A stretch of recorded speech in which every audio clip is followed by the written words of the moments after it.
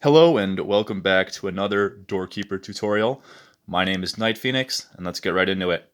So, this will hopefully be a very quick sort of summary video in response to my previous how to play videos. And this video, as you can tell by the title, is geared towards just how to start the game, how to do turn one. So as you can see, I have the board set up, and it's a little bit different from the previous videos. You'll notice that these sentry tokens are on the board instead of kind of between them and the base. And the reason for that is that there's been a slight rule change. Now, you don't have to destroy all of your enemy's sentries to get to the other side and enter their base. Now you just have to get to the other side and enter their base.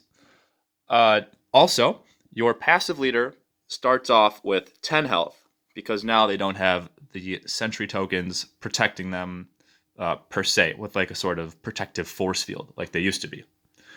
And as such, since the sentry tokens, now all three of them start on the board, they have been nerfed, so now they only have 5 power and 5 health. So simply just use an attack order against them to destroy them.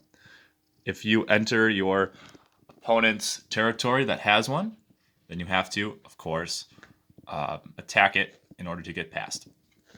So, turn one.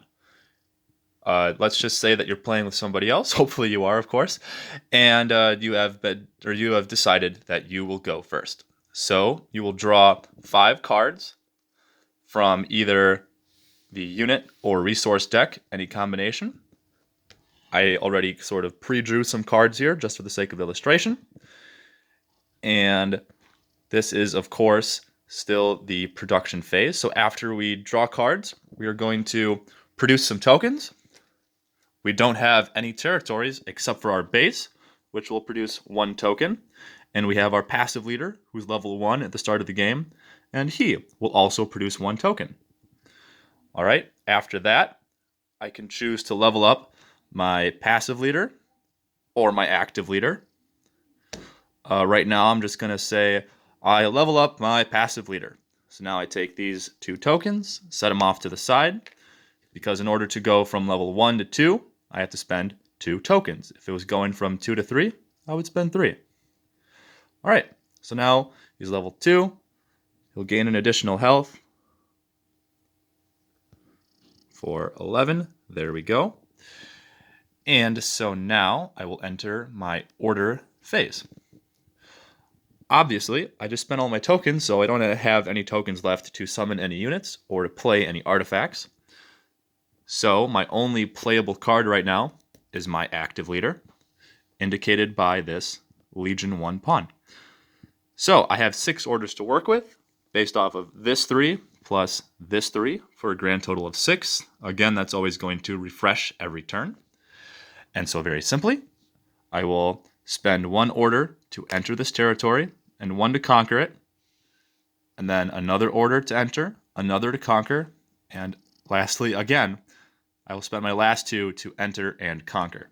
And since I have just entered and conquered these, I will flip them up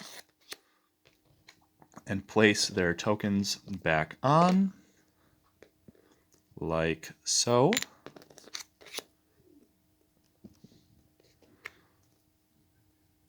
And there we go.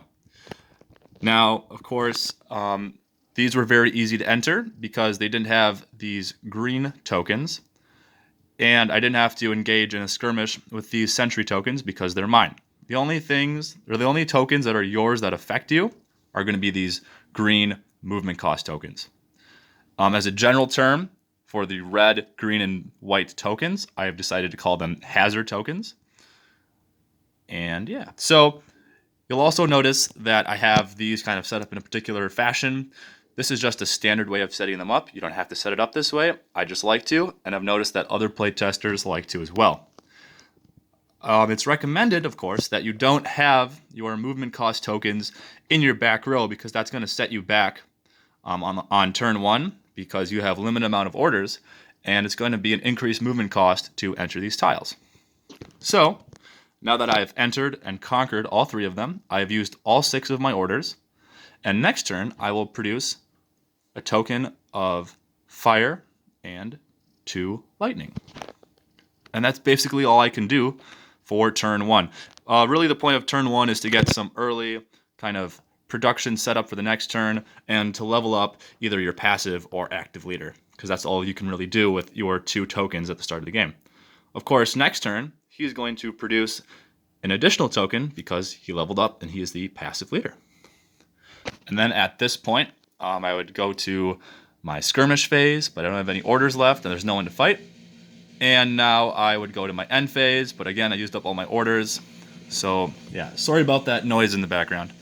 But yeah, that concludes basically turn 1. You would pass to your opponent who would do the same thing, except they would start off with 7 cards because they would have their 5 cards and then draw 2 more.